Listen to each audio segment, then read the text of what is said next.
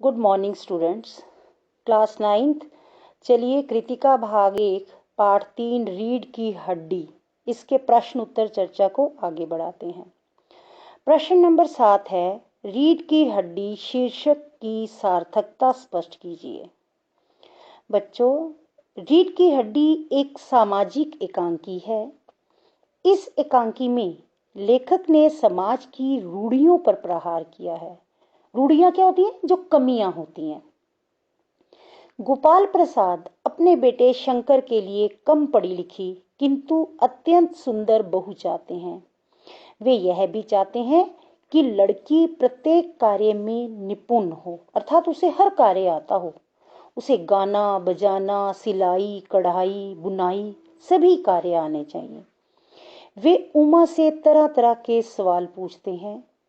उनमें लड़के का पिता होने का बहुत अभिमान है। वे चाहते हैं कि लड़की सभी गुणों से परिपूर्ण हो।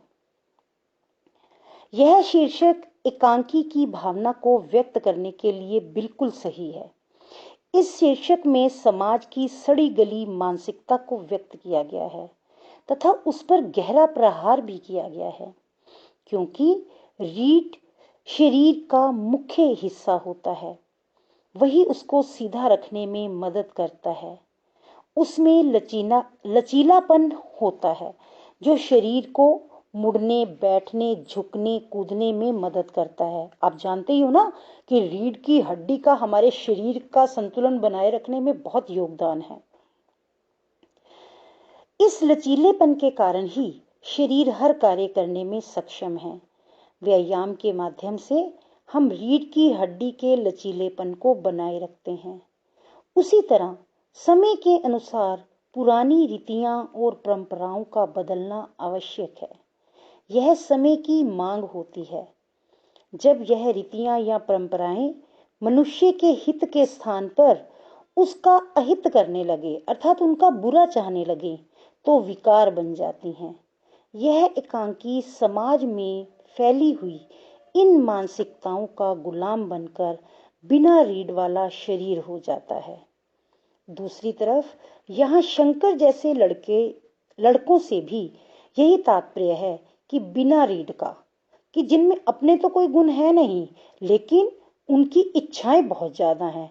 वो सामने वाले में उसको सर्वगुण संपन्न व्यक्तित्व का होने की कामना करते हैं, जिसको अपना जीवन संगनी बना सकें। वो इस प्रकार के लड़कों का अपना कोई व्यक्तित्व नहीं होता और ना ही इनका कोई चरित्र होता है।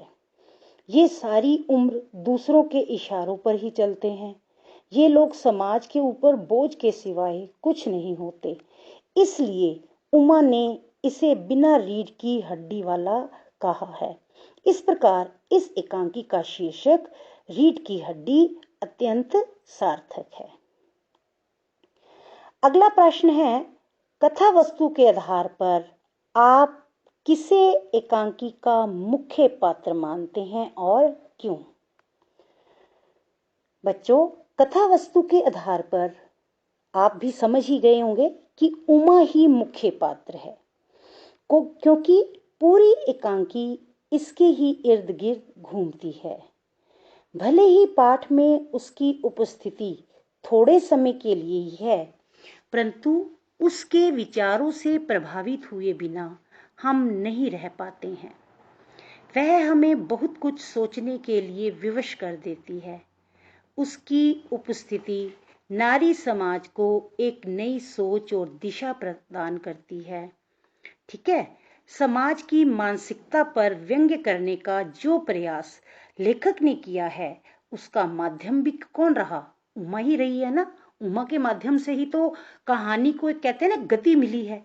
अगर उमा जैसा चरित्र इस कहानी में ना होता तो कहानी का कुछ भी सारांश बनता ही नहीं, कहानी का कोई मतलब ही नहीं निकलता।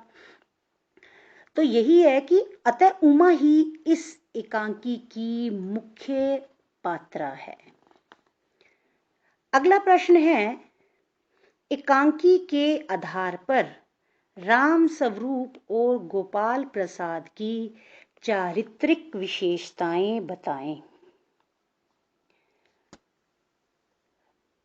एकांकी में राम स्वरूप एक लड़की का पिता है और गोपाल प्रसाद लड़के का पिता है।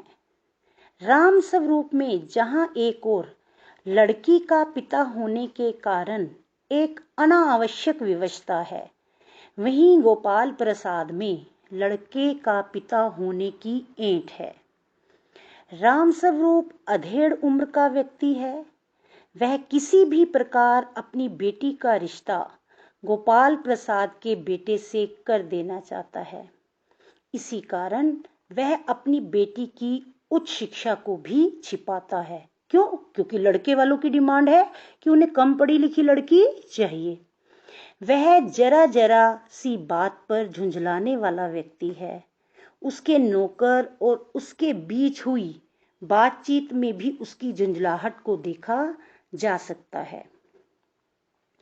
वह नारी शिक्षा का पक्षधर तो है, किंतु नारी को पूर्ण अधिकार देने के पक्ष में नहीं है। इसी कारण वह उमा द्वारा गोपाल प्रसाद को खरी खोटी सुनाने पर परेशान हो उठता है। दूसरी ओर गोपाल प्रसाद तो नारी का शत्रु ही दिखाई देता है। वह नारी की शिक्षा का प्रबल विरोधी है। वह आज भी नारी को घर की चार दीवारी में बंद करके रखना चाहता है। वह अत्यंत दकियानुसी और अपने अतीत से चिपका रहने वाला व्यक्ति है। उसके मत में इस संसार में समस्त सम्मान और अधिकारों का एकमात्र हकदार कौन है? पुरुष है, जो कि बिल्कुल गलत है। गोपाल प्रसाद एक आत्म प्रशंसक व्यक्ति भी है। उसे अपनी प्रशंसा स्वयं करके आनंद की अनुभूति होती है। वह विवाह जैसे पवित्र रिश्ते को भी बिजनेस मानता है। इससे उनका लालची स्वभाव पता चलता है। Thank you. इन प्रश्न उत्तरों को उत्तर पुस्तिका में लिखें और याद करें। Thank you.